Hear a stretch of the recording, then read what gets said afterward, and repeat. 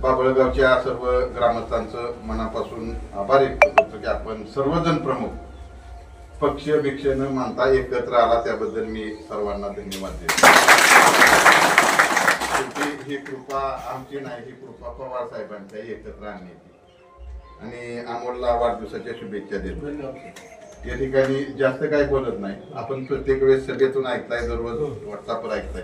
आता बाबांनी मला हात धरून त्या नदीच्या किनारी नेलं। मी 19 पासून म्हणतोय की बुडीत बंधारे ह्या भीमा नदीवरती झाले पाहिजे। मी 19ला बी हे तुम्हाला माहित आहे, माझ्याकडे सगळं हे आहे। आणि त्या परिसरातले धंदे, शेतीला पाणी, आणि मी गेले 2-4 दिवस प्रचाराला फिरतोय, त्यावेळेस सांगतोय की दुष्काळाची परिस्थिती आहे आणि दुष्काळाच्या परिस्थितीमध्ये शासनाने निवडणुकीमध्ये न लक्ष देता ग्रामीण भागातल्या जनतेला त्या ठिकाणी पिण्याच्या पाण्याची सुविधा करावी। त्याप्रमाणे कुठे शेतीला पाणी नसेल, म्हणजे आता तुम्ही म्हणल्याप्रमाणे उशाला धरण आहे पण खाली काहीच नाही, वर रस्त्यापासून पलीकडे बघितलं तर सगळं पाणी दिसतंय, तिथं बघितलं तर खडक दिसतोय, अशी परिस्थिती निर्माण झाली।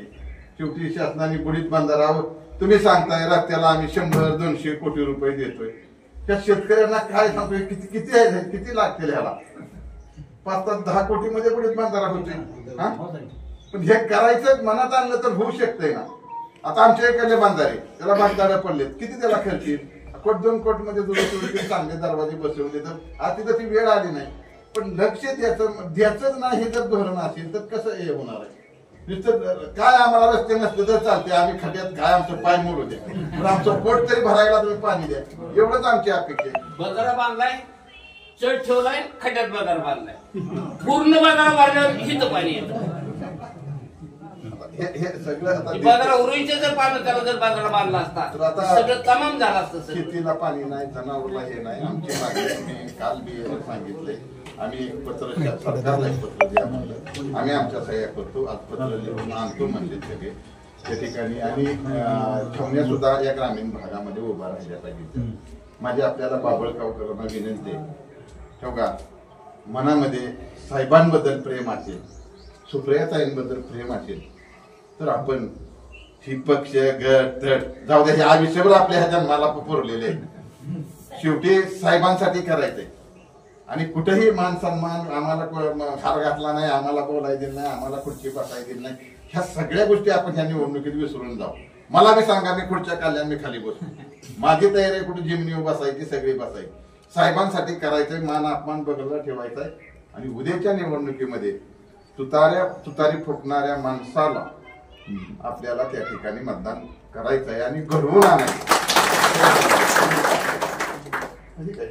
3 नंबरला नाव आहे, पहिली मशीन येईल, 3 नंबरला सुप्रियाताईचं नाव येईल, त्याच्या समोरील बटन दाबून त्यांना प्रचंड मताने आपलं 5 वर्ष काम करण्याची संधी देते। मित्रांनो, आज पाहिलं हा आपला तर पवार साहेबाचा आहे, त्यांची मुलगी उभा आहे। आज 15 वर्षांनी पवार साहेबांनी त्या मुलीला काय मंत्री केलं असतं तर म्हणजे हे दिसलं असतं का सांगतो। म्हणजे साहेबांनी बी थोडं म्हणजे मुलीकडे दुर्लक्ष केलंय असं मला वाटतं, बरोबर आहे का?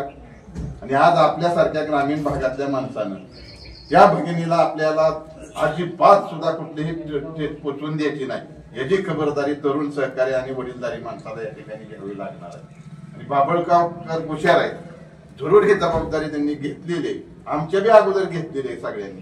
फक्त आता आम्हाला संतोष आहे की त्या भाषणाच्या रूपातून तुम्हाला सांगायचंय ही निवडणूक साहेबांच्या दृष्टीनं, शेतकऱ्याच्या दृष्टीनं, कष्टकऱ्याच्या दृष्टीनं आणि महिलांच्या दृष्टीनं ही अतिशय महत्वाची निवडणूक आहे। आणि त्यांना भविष्यामध्ये न्याय मिळवून द्यायचा असेल तर सुप्रियाताईंच्या रूपानं हा न्याय मिळणार आहे, हे सुद्धा आपण लक्षात घेतलं पाहिजे। यापेक्षा जास्त काय बोलायसारखं आहे का? काहीच नाही। फक्त या ठिकाणी याचं आम्हाला विनंती करायची की आपण जर एक राहिला, आपण जर सगळ्यांनी सहकार्य केलं तर या गावामध्ये 80% पुढं मतदान जाईल, ही परिस्थिती मी 100% जाणतो। इथं साक्ष म्हणजे सगळ्यांच्या समोर मारुतीराय आहे आणि मारुतीरायाकडे सगळ्यांना बघा आणि पवार साहेब त्या दिसतील आणि मारुतीरायाच्या रूपानं तुम्हाला ते सांगतील की मतदान हे ताईंना करा। एवढंच या ठिकाणी बोलतो, यापेक्षा जास्त काही बोलण्यासारखं काही नाही। शेवटी माणसं आपल्या घरातली सगळी संबंधित माणसं आहेत, बरोबर आहे का? बसली मतदान ताईलाच होणार, पाणी फक्त फाटकीने सोडतात। आता एक मिनिट ऐका, सरकारला आपण निवेदन देतोय आपण बाबा निवेदन द्या, काय बी तिकडे करा, आम्हाला पाणी सोडा फाटके. ठीक आहे, काही करा, निवेदन करा, तर त्यांच्या कानात ठोका. आम्हाला काय घ्यायचं? कळवू आपण त्या ठिकाणी. पुन्हा एकदा सांगतो की बाहेर गावी काही लोक आहेत त्या गावात, त्या आणण्यासाठी जरा थोडे सगळं बसावी लागतात की सगळंच. आता मी नावं परत म्हणणार ती बोलते सगळ्यांची, म्हणजे नावं घेणे म्हणून मी नावं घेतली नाही. कुणाला परत राहायला एखादा की वाटायचं की बाबा माझं काय नाव घेतलं नाही, त्यापेक्षा मी नावं कुठं सहसा नावं टाळतोच मी.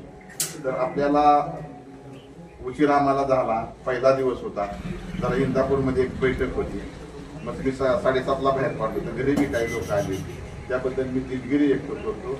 आणि आपण ताकदीनिशी या निवडणुकीमध्ये सर्व हेवे दावे बगलाला सारून सर्व तालुक्यातल्या लोकांनी ठरवले की आपण ताकदीनिशी लढून या ठिकाणी चांगल्या प्रकारचं मतदान घडवून आणूया, एवढीच या ठिकाणी विनंती करतो आणि माझं 2 शब्द संपवतो. आणि आम्हाला पुढे जाण्याची